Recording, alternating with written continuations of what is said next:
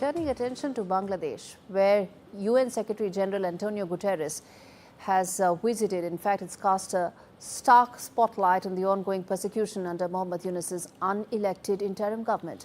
While Guterres' arrival is marked by discussions on humanitarian aid to Rohingya refugees, a deeper, darker truth lurks behind the surface. The Awami League has called for an independent international investigation into widespread human rights violations in Bangladesh, which have flourished under Yunus's leadership ever since the student revolution started from 5th of August last year.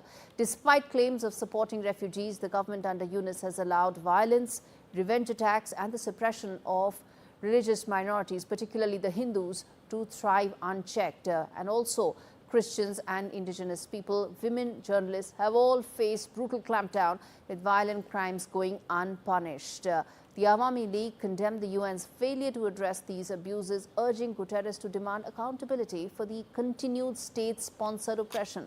As food rations for the Rohingyas are slashed, they see their plight worsening under Yunus's leadership. The biggest question, though, remains if the international community will confront the harsh reality of Bangladesh's internal turmoil, an urgency that no amount of diplomatic goodwill can obscure. Let's now get in Veena Sikri, former High Commissioner of India to Bangladesh, Muktadir, Rashid, senior journalist with me on the broadcast. Let's try and cover as much ground as possible in this. Veena ji, let me start with you. The fact that Antonio Guterres is there should also be a clear reminder that it is not just a specific set of people and a specific set of issues that he should be looking at, but all the attacks that have happened under Muhammad Yunus's tenure since he took over. Absolutely. I think there will be comprehensive discussions. There are two aspects, I think, which will form the fulcrum of the visit and his discussions. He's there for 2 days, tomorrow and day after, and then he leaves on Sunday early morning. The first is, of course, they're trying to bring back the focus on aid for the Rohingyas. There are about 1 million Rohingyas, and tomorrow, Friday, UN Secretary-General is going to spend almost the entire day in Cox's Bazar and have an iftar dinner with about 1 lakh Rohingyas there, and also to see the situation in the camps, because there's concern that with the US financial aid cuts, the amount that is available per head of the Rohingya refugees has been slashed from US $12 per day to $6 a day.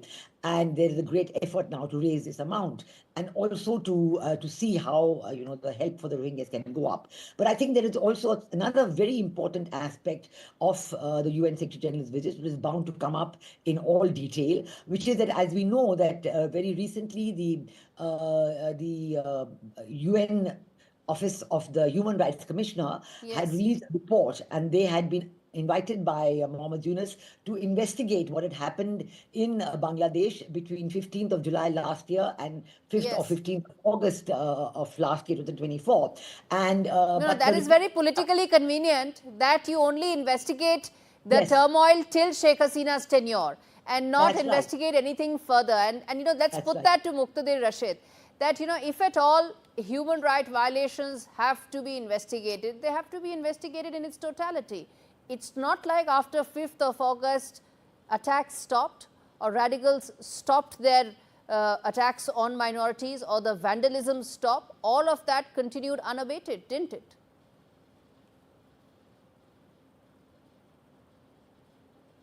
Volume. Investigation of the cases should be performed in order to show the real neutrality of UN mechanism. Well, on the other hand, I would say that the visit is a lot of for Rohingya people. They are being displaced by the military junta, and of course the human rights group are looking for the humanitarian corridor to Rakhine to facilitate Rohingya and other ethnicity, the people with other ethnicity in Arakan. But what about Bangladesh? What about the Bangladeshi people will get out of this this large-scale visit by UN Secretary-General? Are we talking about the human rights issue? Are we talking about the next election?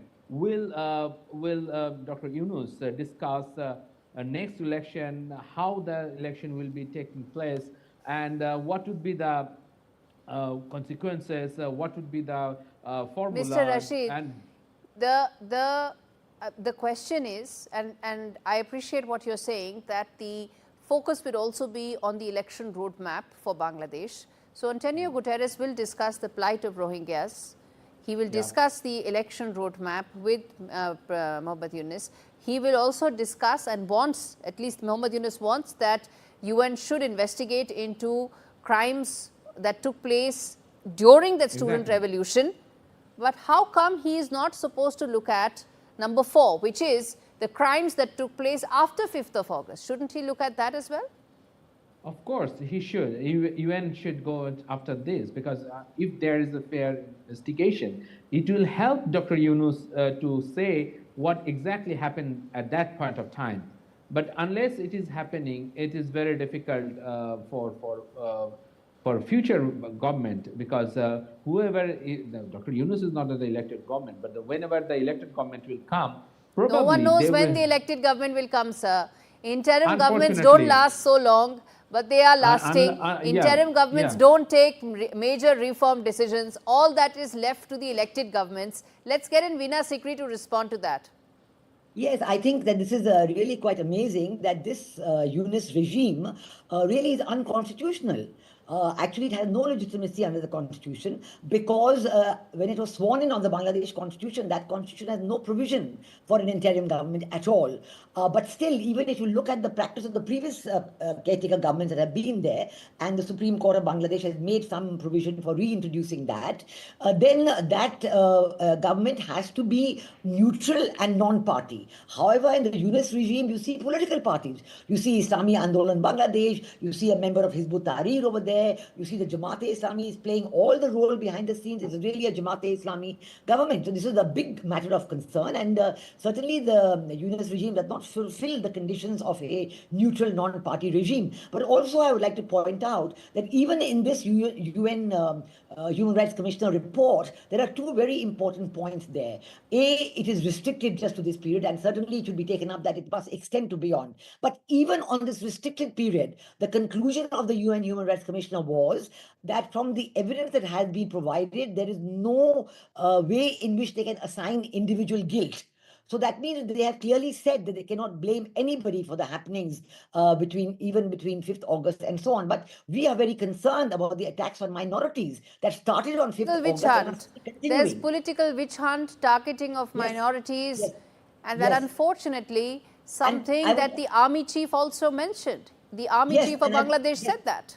Yes, that's a very important point you have raised, and I'd like to say that UN High Commissioner of Refugees Volker Turk recently gave an interview to BBC Hard Talk, and then that he claimed, among other things, that he had told the Bangladesh Army chief that he should not intervene, otherwise he will not be allowed. The Bangladesh Army will not be allowed to go for UN peacekeeping operations. But the Bangladesh Army chief has denied it. So I do not know why the UN High Commissioner for Refugees is trying to take a political stance. And it is amazing. Muktadir, Rashid, respond to that. Respond to that, that why is it that this body is taking political sides? I don't think that's a political side.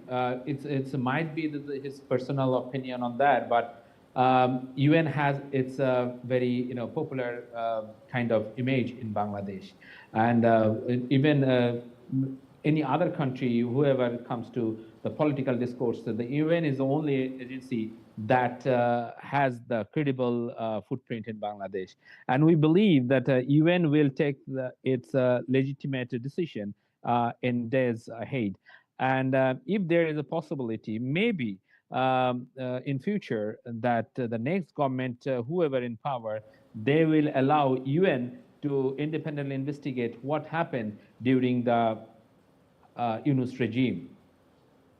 No, but every time we can't keep going back 15 years, 20 years in time, and politically convenient to not investigate what happened after 5th of August. As far as UN's credibility is concerned, Muktadir, we can have another show on just the credibility or the lack of it as far as UN is concerned. But thank you so much, both of you, for joining me on this edition of India Global.